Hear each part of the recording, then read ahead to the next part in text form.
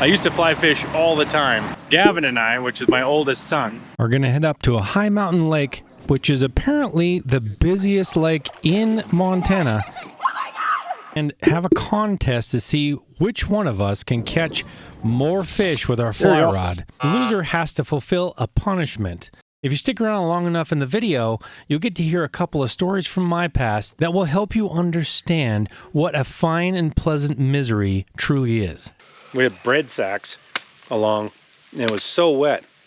And then I would put the bread sacks over my boots, over my cowboy boots, to keep them dry. So starting out with a score of 0-0, we headed for the mountains. Right in there. I'm hitting all the bumps. Right in the bumpy groove. I went right in the groove where all the bumps are. It's a beautiful time of year to be out, man. This is full of people up here. Oh, yeah. Full of people. Yeah. There's gonna be a ton of people. Oh my word, this is packed. This is still pretty long, so I'm thinking we ought to just skip this ride. No. Now, I'm not used to this. Usually we don't go to places where there's a ton of people because there's so much of Montana that you can go to. It doesn't have a lot of people. This is almost uncomfortable. Oh boy, Look at all so the busy. people. Get this many people. What it does to me is it always makes me self-conscious about talking to my camera. When I'm most of this, what you see me do is totally by myself, because when I'm like out in the remote nowhere, I can talk to you even with broken ribs. But now you got to talk in front of people. It doesn't stop me from talking, because I talk all the time anyway, Gavin. I'm going to thread up my rod. Gavin's the fly fisherman. Well, he's the fisherman. These are some normal scores when you go fishing with Gavin. I taught him everything I know, and then he went on and learned a bunch of other stuff. Normally, you can't outfish Gavin except for on his birthday. On his birthday is the only time of year you can outfish him with a cane pole and a plastic worm. But today isn't his birthday, so. This is just all me setting up expectations. I just want to let you know that this is going to be a David and Goliath fight. And I'm David. We will see if the old can outfish him. I would probably bet the under. See if 1 year older has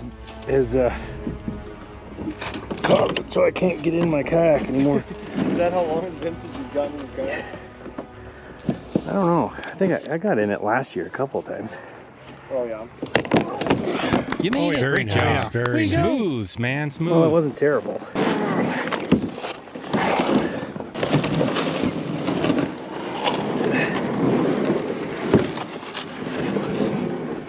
There we go. I know you like my fishing outfit, which is pretty much the same as every other outfit, except for the shoes are different. See? Shoes are a little different. These are not cowboy boots. All right, let's go out there and see if we can beat Gavin in a game of go fish. All right, you see this mayfly right here? Now that means that there's mayflies out here. What a word of wisdom. Wow, you're pretty mystical. Seriously, genius. Whoa, that's like deep. With this number of people, most likely that means that every single person in here has fished with mayfly. So I will fish with something completely different. That's how I figure it. Because if you fish with what everybody else is fishing with, the fish are not dumb. They'll figure it out. Gavin's gonna beat me because he's already out there. He's already been fishing for 5 minutes, 10 minutes, but, well, 5 minutes. But he hasn't caught one yet. So that means that I still have it shot. Still zeros.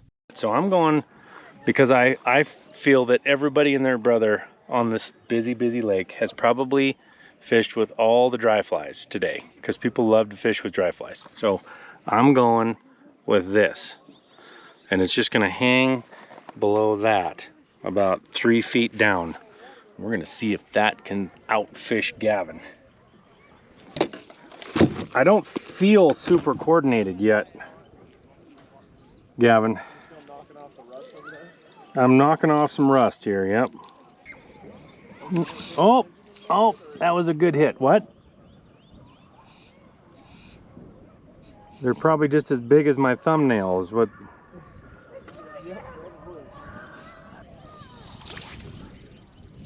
Ah!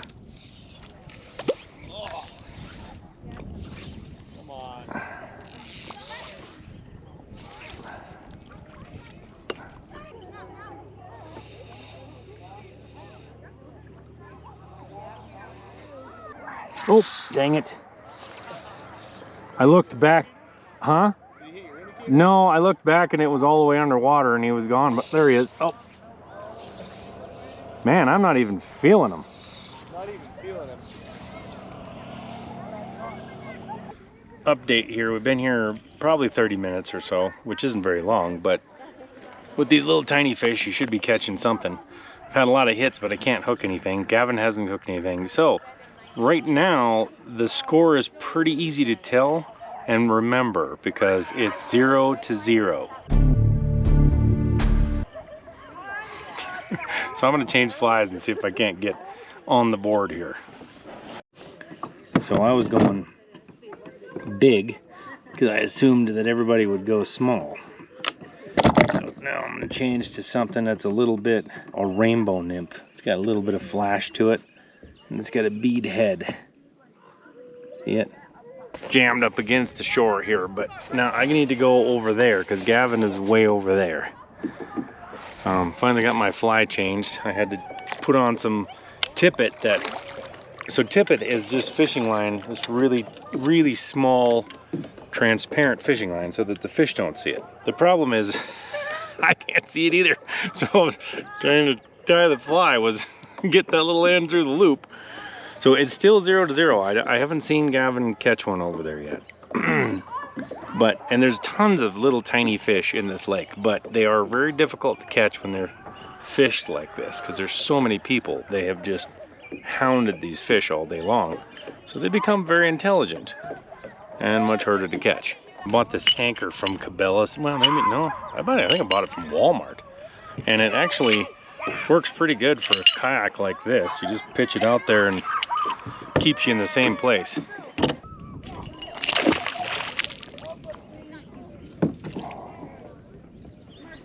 Isn't it very deep here?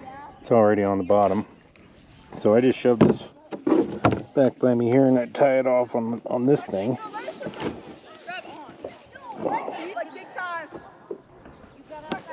There, now I'm tied off.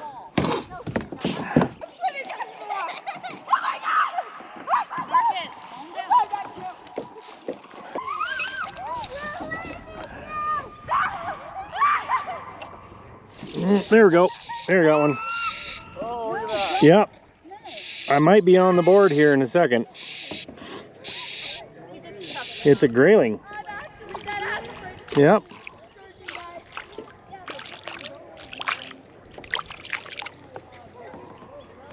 Oh no, whoop, don't break it, don't break it. This is a really light tippet, so whoop, whoop, whoop, whoop. So this is a grayling. You see, it's kind of great, and they have these big fins, and the big fins actually come back here when they get bigger. They have a forked tail. Whoa! I lost him, but I got him. So this counts. This is the first one. That counts. I don't like sturgeon. Okay, there he is. He's about 8 inches long, maybe. Okay, so right now, as of right now, score is 1 me, 0 for Gavin. Keep this in mind. This is like one of the first times this has ever happened that I'm actually ahead of him. So we'll see if it continues on that way. It is interesting when you're out here. I'm gonna have a whisper. So when you're on a lake, you have to keep in mind that the water carries your voices, so you can hear what everybody's saying all the way around the lake. And they can probably hear what you're saying most of the time. So it's interesting to listen to people with their kids, and they're negotiating with their kids, and their kids are screaming all the way across the lake, and they're negotiating with them or something. It's really funny. The little kid just said, "I peed on this rock." Over there. Anyway, I'm gonna get back to fishing because I just had a bite. So hopefully I can continue on with my string of being ahead of Gavin here. It might have been a one-off though, Gav. Oh yeah, you haven't gotten one since? There we go. There you go.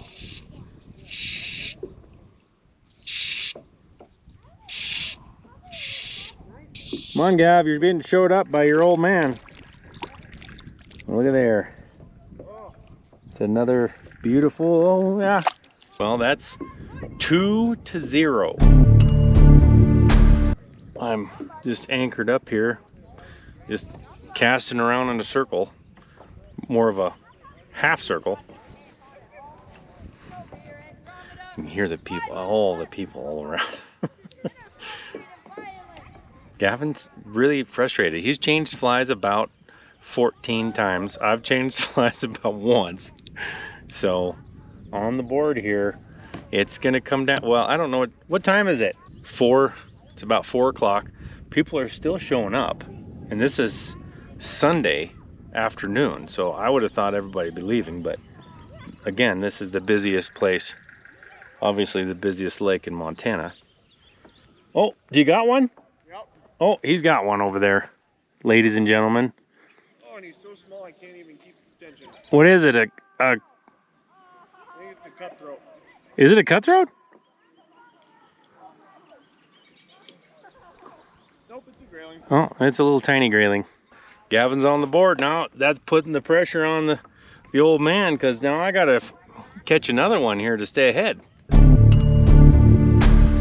Anchoring kind of, so I can slowly kind of Drift go is the across word you're here looking and for. cover a little bit more ground. But I'm gonna cast back towards the shore because I keep getting more hits over there. Both of the fish I've caught have been right towards the shore. Oh, had a hit. There we go. Oh, there you go. That was right as they hit the water. Well, that was the second time. He missed. Yeah, I missed him the first time. So I casted right back there. There we go. Right there. That's a kind of a scrawny looking one, but Wow, that's big. and he might have whirling disease. He's crooked. See that? That makes it 3-1. So Gavin's gonna, I'm putting the pressure on Gavin. I was getting a little nervous there for a second, and it can go south in a hurry out here. If Gavin starts hooking them, it could go bang, bang, bang. Oh. Now, one of the things about these grayling is, man, are they sensitive. I mean, you can't keep them out of the water for more than 5 seconds. Oh, there's another one. I got him. But there's number 4 right there. They're all about the same size though. There he goes. This is really heating up. Gavin's got another one over there. I'm at 8 and he's now at 7. If he lands that one. Yes, he landed that one. So he's at 7 now. Now, if it comes down to a win, I'm gonna say that the one he just touched the tail of doesn't count. But right now it's counting. So he's catching me though, because he's at 7 and I'm at 8. So it's just only separated by 1 fish at this point. It's getting really close. Stay to the end to see who wins. Uh-oh, Gavin just caught me. So now we're both at 8. I'm gonna have to move because I think maybe my hole is no good anymore. I was sitting right here with my anchor and I was kicking his butt, but now he's starting to kick. He's caught up to me, so he's out fishing me by quite a bit here. So I'm gonna have to move to a different location. It's getting real, folks. Getting real. Tie ball game. Okay, what about loser has to watch Dateline? Oh, God. One episode, just one episode. That can be it. Okay. Okay, so just so you guys know, neither one of us really likes watching Dateline. So if we lose, whichever one loses has to watch an episode of Dateline, which I'm sure my wife will probably watch with us, whoever the loser is, because she loves Dateline. So we'll see who gets to watch Dateline, and the other one gets to pick whatever they want.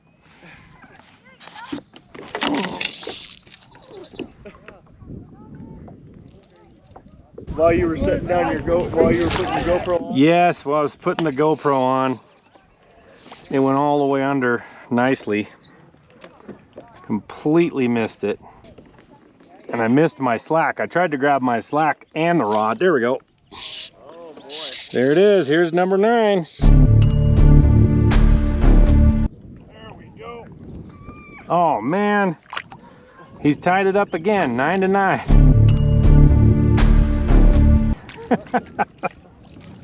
Shoot, just when I think I got a one up on you.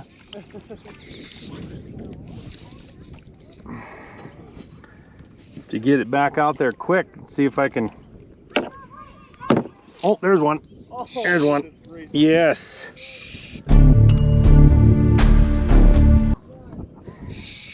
We're gonna stay one ahead of. Oh shoot, I lost him. Oh no. To keep it tied. To keep it tied up at 9. There we go. There we go. I got one. This could be 10 if I can get him in. Okay, that's 10. This is a littler one, kind of small, but still counts. Oh no. What did you Not. Did you tangle up? Yeah. We gotta take advantage of this now.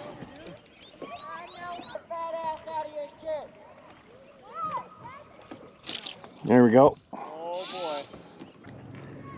Whoop. Nice release. Nice. That's 11.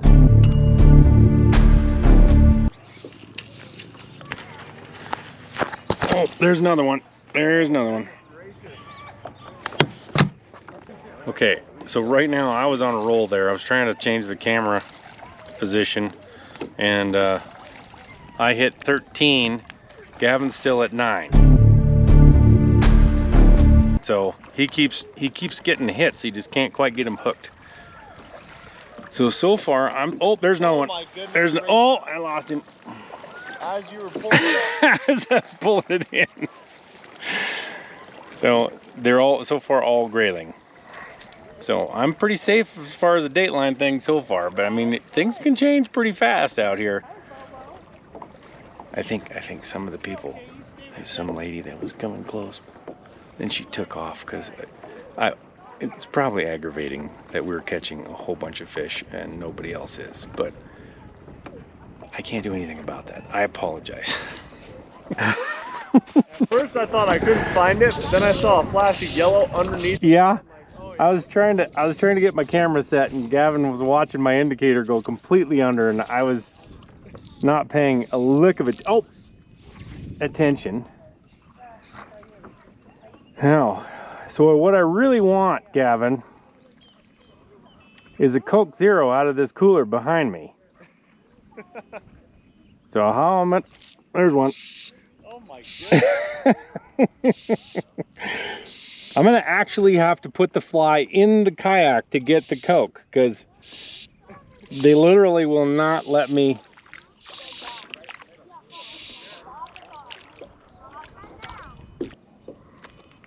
Yep. Well, nice release. Okay. Now, what are the odds that I can actually turn around and get a Coke Zero without falling over?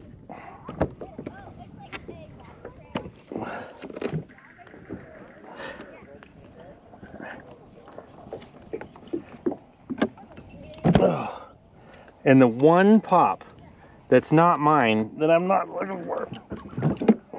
This is somewhat tricky because I can only like feel behind me. I can't actually tell what in the world is going on back there. And I'm just trying to feel. And it's the only time every time I grab a Coke or a pop, it's a Sprite. Every time. And you got to be careful because you can fall over doing this.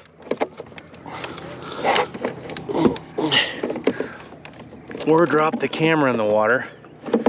Don't do that either. I'm gonna have to turn it off.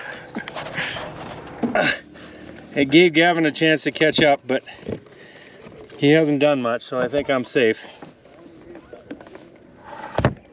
Right now, I'm at 15. What are you at? 10. He's at 10, so let's go. First, I'm gonna have a sip of this right here.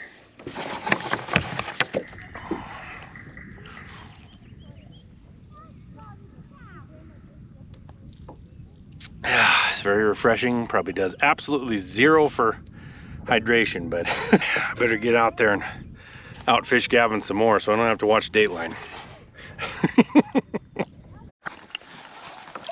Okay. 20-inch recalcitrant. Oh, it's a cutthroat. It's a cutthroat. Oh, is it? It's a nice cutthroat, yes. Look at that one. This is number 18 for me. Ah! Look at that. Ah! Come here. Come here. They definitely fight way better than a grayling, these little guys do. Look at the beauty. Oh man, I gotta unhook him because I keep dropping him all the time. Okay, so we're down. I'm at 19 now. Gavin's at 11. I'm kind of pulling away at this point. My fly is starting to come apart. It looks okay. So we're gonna keep on going. It looks like it might start raining. There was a bit of thunder, and you really don't want to be out here when it's thunder. So we will head back to the shore or maybe over there to wait out the lightning if it comes. But I caught the smallest one. I think he's probably 5 inches maybe. This is number 22.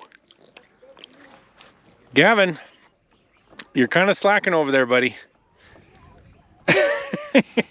He's stuck at 11. I don't know what it is. I don't know what it is about number 11. And it's starting to get pretty dark out here. So I'm not really sure. I just released number 24. And Gavin's still at 11. So I think this is, you know, in my mind, this is a foregone conclusion. Now maybe in the next hour, things could totally change. I could lose this fly, something like that. But we'll see. He's gonna really have to start picking him up and putting him down to catch me at this point. I'm reeling up because I'm at 27. Gavin's still stuck at 11. I mean, it's a blowout at this point, but the lightning is starting to come right over this hill, so we probably better head for shore for a little while. Graphite is a really good conductor of electricity. I've heard of people having their fishing poles struck and just burn right into your hand. So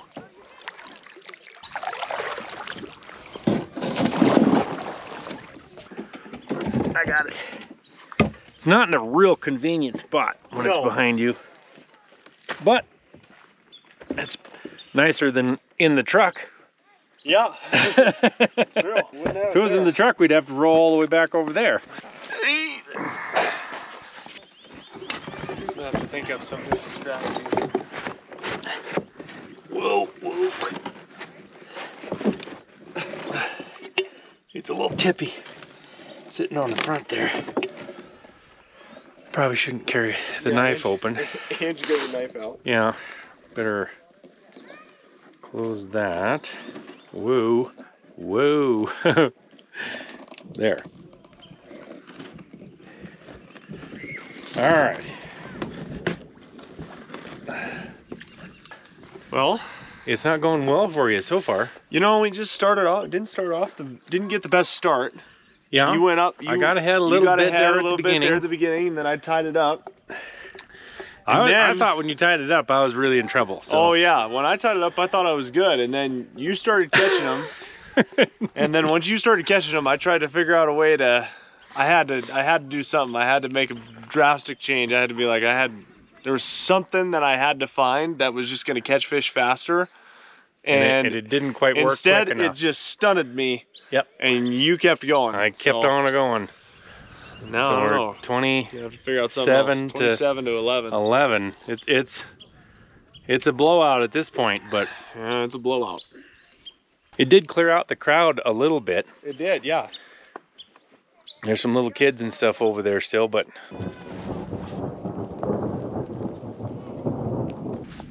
we were gonna say we just said it's not very quiet, you know, with the thunder and then the kids and people over there that are yelling, They're screaming all the time. It's pretty loud around here. It's not like the.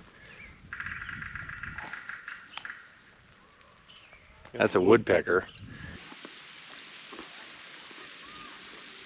If it wasn't for the people yelling over there constantly to each other, you could hear the rain and the thunder pretty well.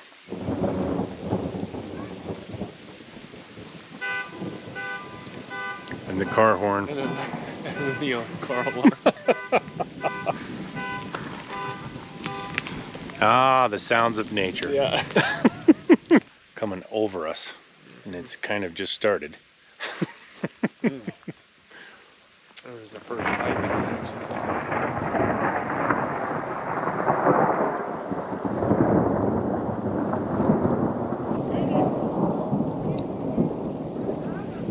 He's still yelling. Yes. Trying to get a really good long shot of the rain, just the sound of the rain and the lightning.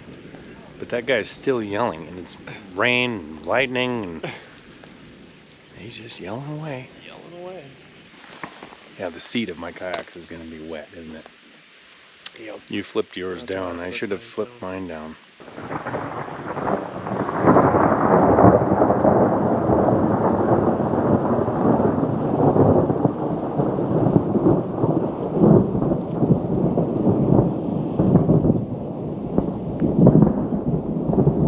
There's a bag right there. That was pretty boomy. It was very boomy. That was huge.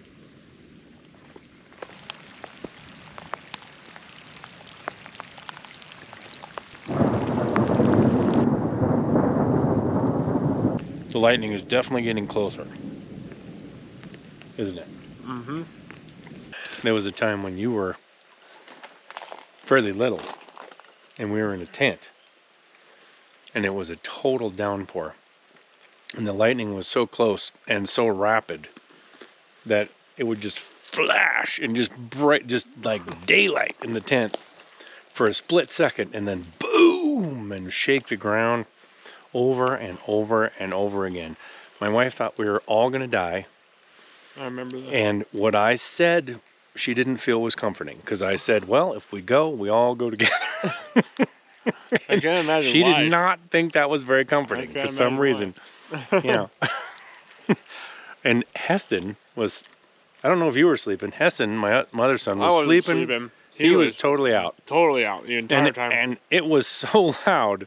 It was like bombs going off next to you. And he was just snoring away. We call that a fine and pleasant misery. Mm-hmm. That's a term coined by Patrick McManus, a humorous outdoor writer. And what it means is that even though it's miserable, it creates a memory. So that's what makes it fun. My wife has different opinions on this. She doesn't think that's the She same doesn't as- quite think it works like that, but I believe it does. So Gavin was saying we might have this lake to ourselves once it quits doing that and the rain stops. I'm like, and unless it socks in and rains until tomorrow. And it rains then, the entire rest of the day. I mean, yes, we would still be the only ones on the lake. There would be no benefit to being on the lake. Because we're stuck on the other side of the lake from our pickup. It's way over on the other side of the lake. It's way over there in those trees. Mm-hmm. We'd have to just get soaked all the way over there. So we've been standing here for, I don't know how long. Your GoPro stuff isn't getting wet, is it? Oh, I'm not sure how long we've been sitting here waiting for this rain to quit, but it's still, I don't see any open sky anywhere around us yet. Nope. We were just thinking about back when I was a little kid, 8 or 10 years old, my family decided to go on a pack trip back in the backcountry. And on the way in, we got in there quite a few miles. My mom got bucked off and broke a bone in her back. So we set up camp pretty close to that. And we were just going to wait till the next day and see what it did. And see if we needed to take her back out or call a helicopter to bring her out. And it started raining like this. And it rained like this for 3 solid days. So there was no way that a helicopter could even land there. Because I was little, we didn't have hardly any money. We had bread sacks along, and it was so wet. And then I would put the bread sacks over my boots, over my cowboy boots, to keep them dry with rubber bands to hold them up. And I just remember I was having so much fun. This was way back in the wilderness. And I was trying to catch fish, never did catch anything. I got one hit. I remember this, and that was almost 40 years ago. And then on the third day we woke up and we were having breakfast in the tent. The tent had a pool of water at one end. So all of our sleeping bags and everything were just wet at this point. And when we ate breakfast that morning and looked out of the tent, it was starting to snow. And so at that point, my mom, even as much pain as she was in, she's like, just get me on a horse and we're headed out of here. So Dad packed everything up and we got on our horses and rode out in the rain all the way out to the parking lot. Got there at dark, we unloaded everything. We had 2 pickups. One was like a 60, I can't remember, it was like a 68 Ford pickup. It was one of the, you couldn't beat it with a hammer. You couldn't beat a dent in it with a hammer. It was and then we had a 72 Ford pickup. So we loaded up some horses into one 4-horse trailer, went to start the other one, and the headlights wouldn't come on. So we had 8 horses with us. We had enough room in the one trailer for 4. So we had to put the other 4 in the corral and all drive in the old truck all the way back home. That was quite a trip. And then the next day somebody had to go up. I was pretty little yet, but somebody had to go back up there, my dad and somebody else, to go get the other pickup and the rest of the horses. That was quite a trip, and that's the last time that my whole family attempted to go on a pack trip in the backcountry. The last time. Shockingly. I went on a couple pack trips with my dad, just me and him, but it was never, my sister and my mother never went again. We're going to attempt it. We're going to go out and start fishing again. It's still raining, but it's not too bad. We're going to get our butts wet for sure, because we're going to sit on these wet seats. Our butts are going to get so wet. Oh yeah, my butt is wet now, because that seat is pretty wet. There we go. I think we can catch some more fish, so we'll let you know how the score turns out. I was fishing and I jerked it and it wrapped itself around my oar here, so I kind of have a mess. Ow.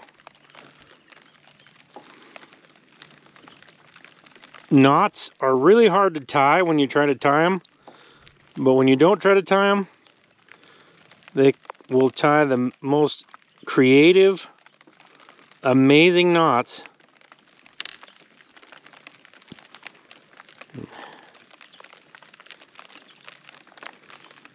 Gracious, what a mess.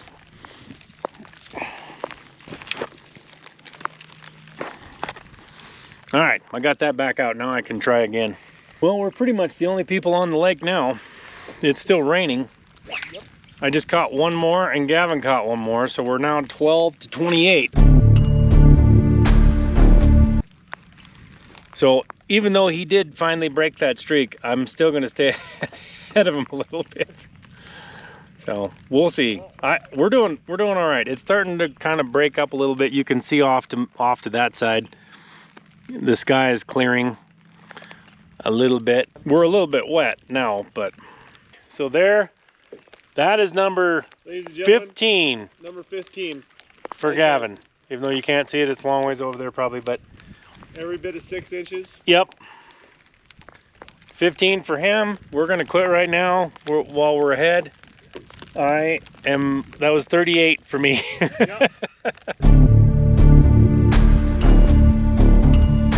So I kind of decisively won that one, and we're gonna have to. That is what you call a royal butt whooping. Yes, that doesn't happen very often that anybody beats Gavin, so I'm impressed with myself.